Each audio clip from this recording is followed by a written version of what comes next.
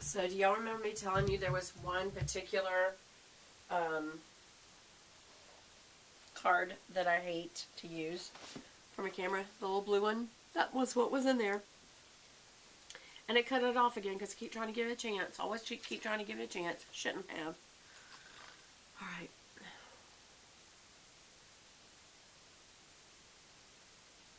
So, how many people could tell what is the product I'm using? Say it out loud together.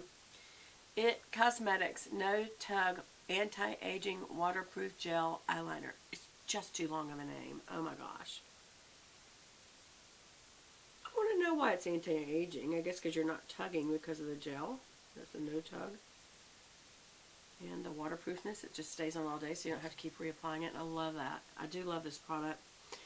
It is the liner for my waterline that is my go-to. Matter of fact, I don't use any other unless I'm using the Tartist, which has the liner on one end, and it has the crayon liner on one end for the waterline, and it has the liquid liner, but it's a felt tip. It's not a tiny skinny brush like the DHC, but it's on the other end, and it is good to keep in your purse if you ever need to touch up either end. So anyway, today Chantecaille was the focus of my, I do have other Chantecaille palettes. There was the 15th anniversary one, which again has a nice highlighter, a medium transition color, and a dark color. And I think on that one they had turtles, the butterfly, I think it was the monarch butterfly, and I can't remember what the other one was. But it's always about saving certain animals and drawing attention to causes, mainly for nature. So I really do respect her for that. Also, I think it's a really good high quality. It's expensive. These are, I think, $85 palettes, which is a little on the insane side. But it does always have a blush color in there too. So there's my look. You know what I didn't do?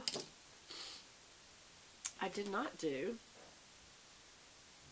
a brow color. So I'm going into this one. This is a different one. But it does have a dark brown that I can use. It's got a little bit of gold specks in it, but I think that was from where, when you first opened it, all the coral that was imprinted in gold, just like on the other one. So I think it will be cool to do this with just a brown dusting of product.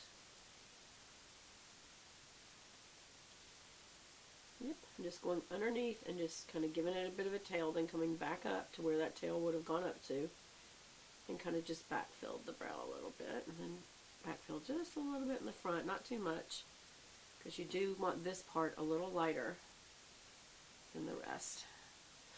It just gives it a little bit more of a finished look. Look at the difference. So, oops, it's too much.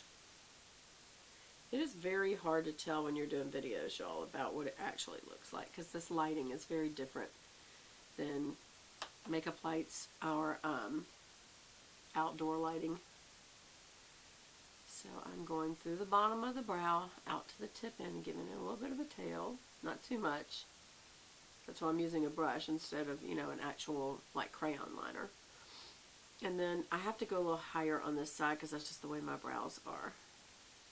And the way that I realized that was through these videos. I was like, why is that brow always lower?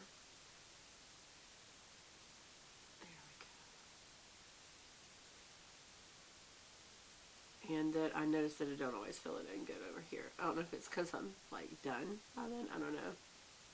But then don't overfill it. Do come a little more forward, but don't overfill it. There you go. Make sure you also go through some of the lighter hairs, not just the under side. That doesn't look even to me. See, that the only bad thing about that is, y'all know this. When you start evening it up, that's when you get so much makeup on. It's like, okay, just at some point say enough. And I'm saying enough right now. Enough. And again, that was my Sigma E20, which is a short shader, or in other brush sets, this may be called a smudger brush. So that's the look. Now I need to let that dry just a little bit. And then I will, what did I do with it? What did I do with it, y'all?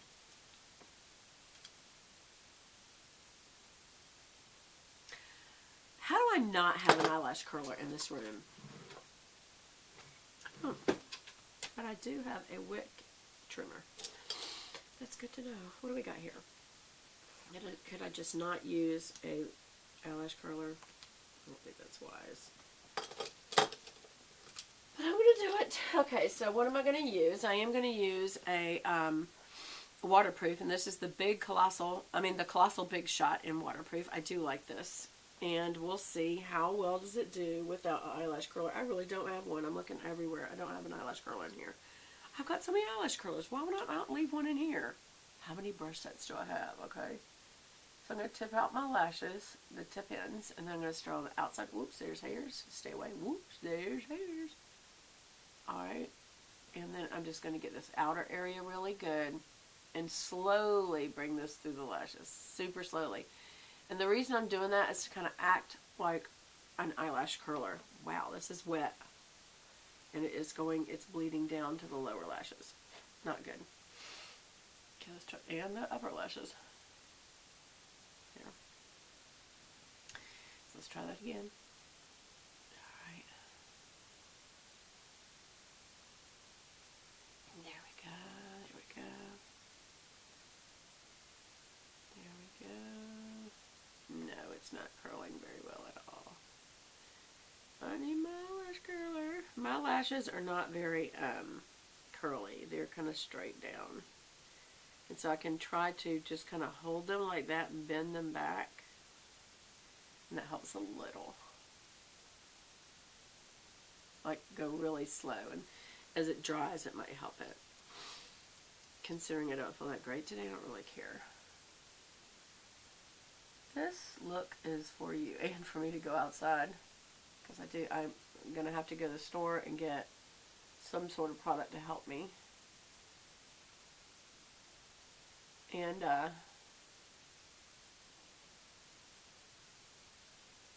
am going to have to go into work for a little while. They know I'm not going to be able to stay very long, but I've got to do some stuff.